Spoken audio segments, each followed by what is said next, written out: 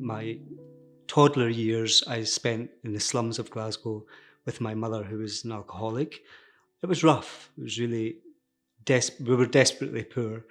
My mother worked the streets to fund an addiction. My earliest memory is my mother's partner drowning in Barhead Dams. They were both drunk. I'd been separated from them, and social services had kind of given my mama another chance to look after me. And I went back to them. They took me to this local beauty spot, and he went into the water and drowned in front of me and my mother. And it was a real catalyst because after that, things seemed to get drastically worse.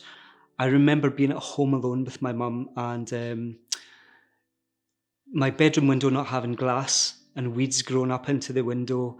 We had no food, we had no clothing, we had no cooker, we we had no furniture, we had no light bulbs. We were living in a squat. I was then separated from her by social services and put into care in a children's home in Glasgow.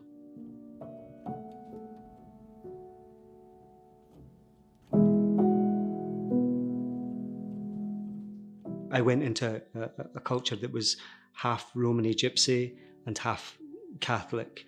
Maybe I didn't know that I was sexually gay, but I knew that I was different from boys.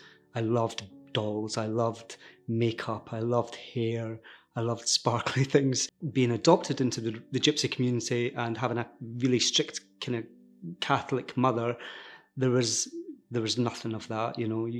There wasn't a word gay. Growing up in a small village in Glasgow with the gypsy people was actually incredible.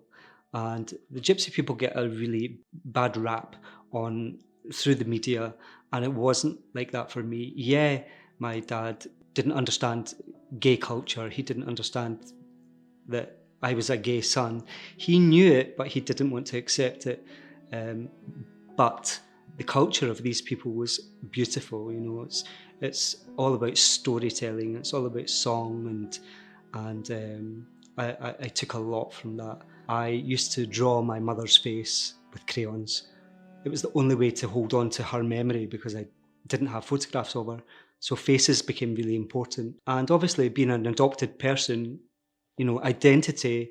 Why are my eyes like this? Why do I speak like this? My face was important to me. So portraiture became essential way of expressing who I was, and also looking at understanding other people as well.